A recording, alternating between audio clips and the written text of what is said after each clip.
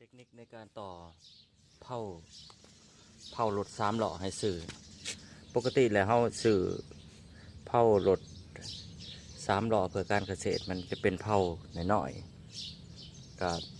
เผาสั้นๆประมาณ30 20ปลายกว่าซนติเมตรก่อนหนึ่งม้วนเขาต้องมาตัดเนาะตัดแบบนี้เวลาเขาเอาไปใส่รถนี่มันจะสั่นเนาะมันจะสั่น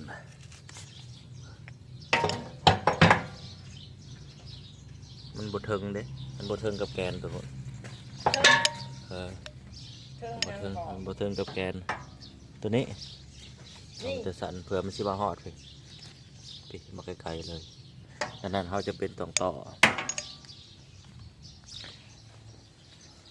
การต่อนี่เขาก็คือต้องตัดออกซะก่อนเนาะโดยสีใส่เครื่องตัวนี้แหละเครื่องตัดตัวนี้พอมันสีเห็ดให้นาเพียงยากก่อนจะมาหักออกมาใส่ตรงนี้ตัดพอเขาจะเป็นต้องเห็ดให้นาตัดของมันเนี่ยเพียงกันนี่ครับจะเป็นแบบนี้นะครับตัดเลยมันก็ออกหลังจากนั้นแหละมันสีเห็ดให้ตัวนี้มันเพียงกันเลยบาดนี้เล็กที่เอามาต่อให้มันยาวขึ้นก็คือใส่เล็กตัวนี้มาต่อให้มันยาวขึ้นแต่ว่าเล็กตัวนี้เขาก็ต้องตัดให้มันเพียงโดยที่ว่าใส่เครื่องตัวนี้แหละมันจะเป็นมุมสากเลยเท้าลงแล้วเขาตัดเลยจะได้ทีเลยจะเป็นมุมสากตัดยังพอตัดเล็กเป็นมุมสากเลยมันจะสื่อกันเลยบานแน่นอนว่าเวลาเขาจอดเนาะเวลาเขาจอดนี่เวลาเขาจอด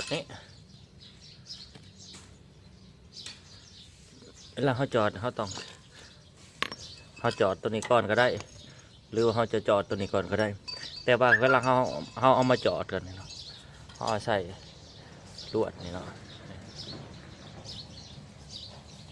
แล้วมาจอดแน่นอนว่ามันบุเพียงเพราะว่าระดับหาบตัวนี้เขาบุจักเพราะว่าเขาเบิ่งด้วยระดับสายตาดังนั้นแหละคอยมีเคล็ดลับอันหนึ่งเพื่อจอดนี่ให้มันสื่อเป็นเป๊ะเลยนั่นคือต้องใส่ตัวซอยนี่ใส่ตัวซอยตัวนี้เล็กสากเราใส่เล็กสาก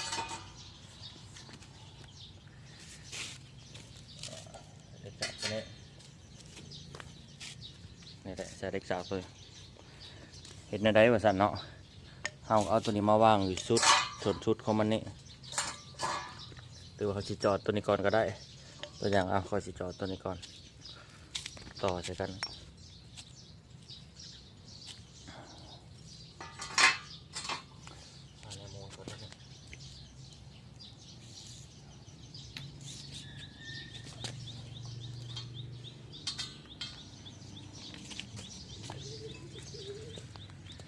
ได้แล้ววันเหล็กสากนี้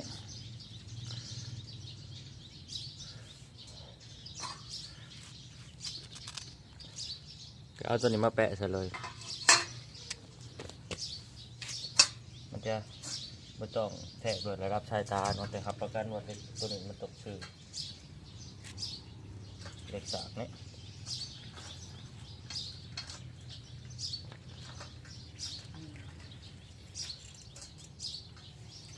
มันจะเข้ากระจอบแบบนี้มันจะเข้ากระจอดนี่วิธีจอดของมันคือจอดข่างปิ๊กแปะขางหนึ่งแล้วก็แปะขางนี้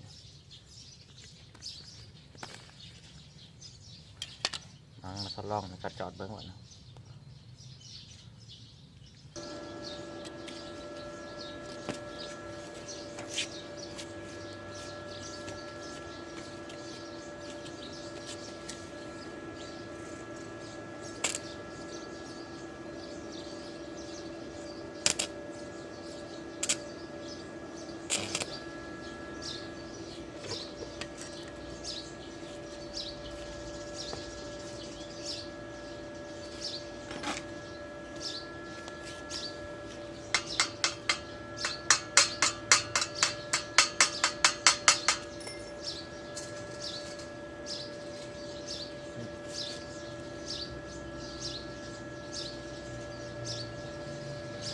าดนี้เวลาเขาปีนเนาะ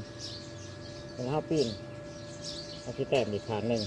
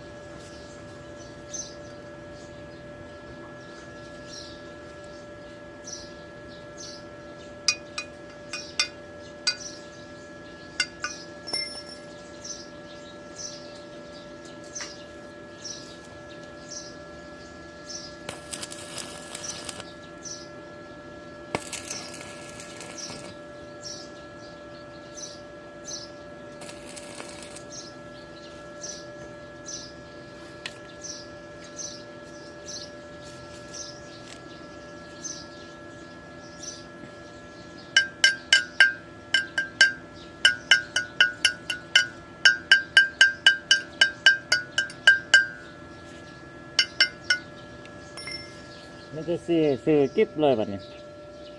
สังเกตมันจะสื่อเลย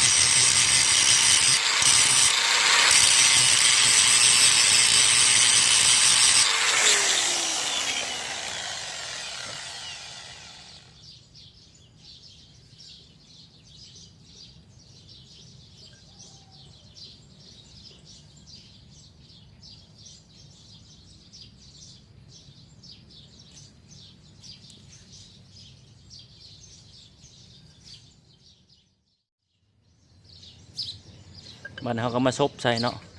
มาซบใส่มันแทกตัวนี้นะแมน8 ซนความยาวเนาะแล้วเขาก็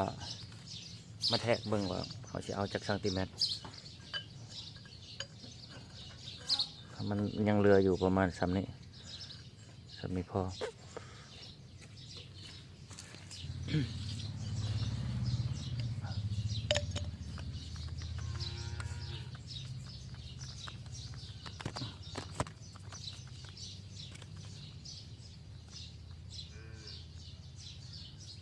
แล้วบัดนี้ตัวนี้เราก็มาแทกเบิกตัวนี้ก็ได้เอาเท่าไหร่เอามาซุบใส่เนาะมาแทกเอาระดับของมันแล้วเขาอยากเบิกมาเขาอยากได้ตัวนี้ซ้ำได้ตัวนี้แมนขนาดของมันแมน1 นิ้วเนาะประมาณ2 ซนก็พอเลย2 ซนซ้ำนี้พอดี2 ซนถ้าเขาเอายับเข้ามาในลายเขาจะถอดออกมาได้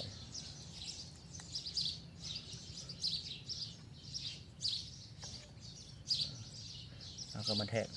ตัดเอามันมาไม้ไว้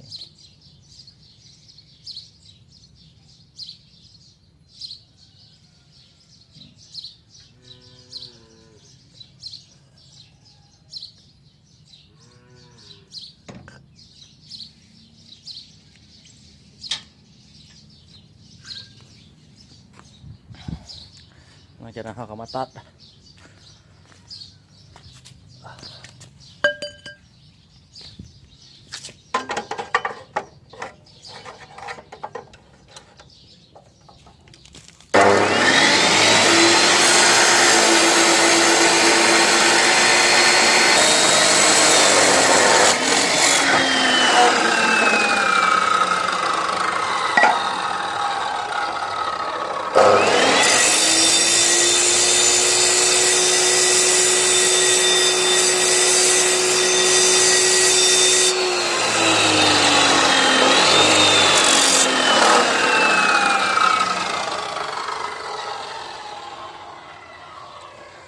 เขาก็มาแทกลองเบิ่งอีก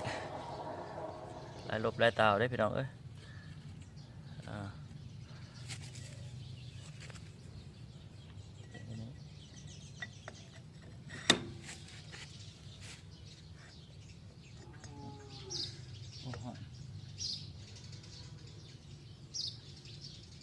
จะพอดีระดับสมันใช่ไหม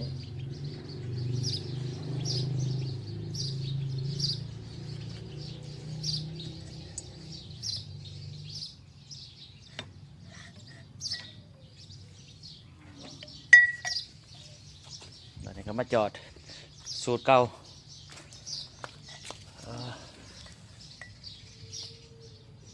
มาจอดสูตรเก่าแล้ว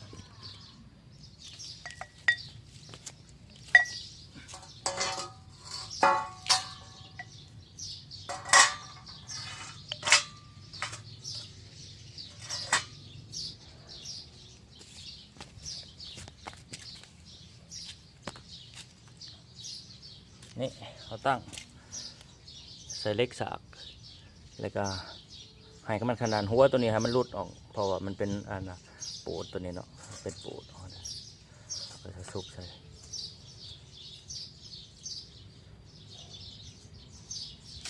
อันนี้ไม่ต้องงอสร้างไม่ต้องงอลงกึ่งเห็ดเองเลยซุกๆก็เห็ดเองเลยจอดเองเลย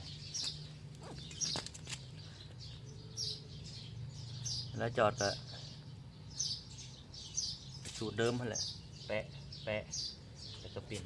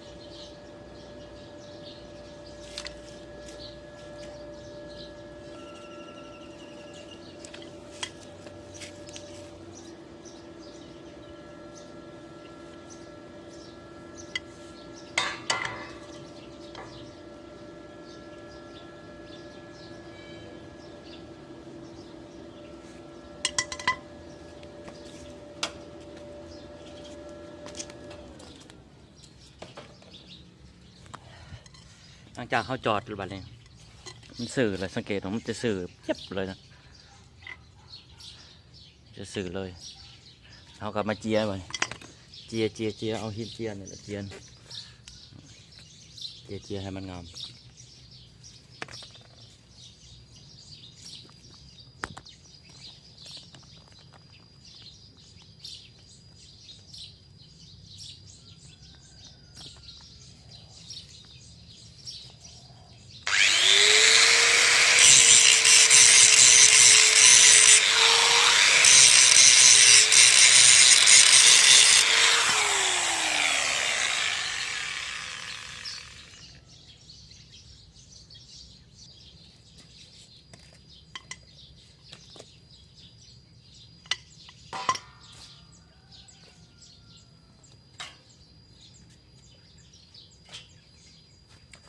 เรียบร้อยบาทนี้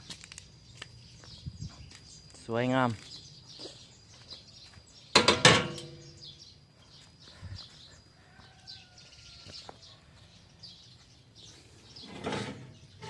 สื่อปานยังบาทนี้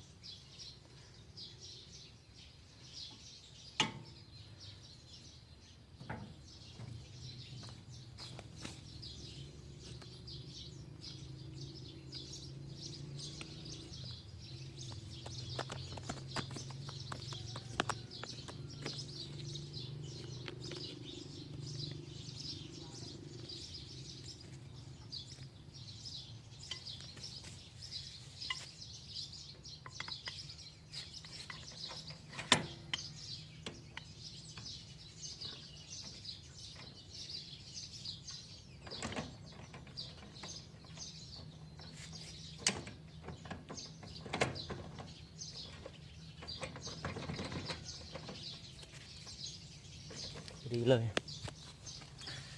ดีสวยเลยประมาณ2 เซนติเมตรเด้อตัวนี้เด้อไรเวทวางของมันเพื่อให้มันตีนเลยพอดีงามๆเลยซื่อปะนี่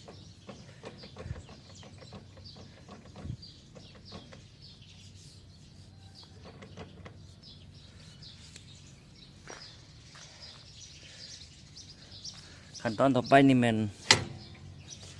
ทาสีได้ปะพ่นสีมันปะ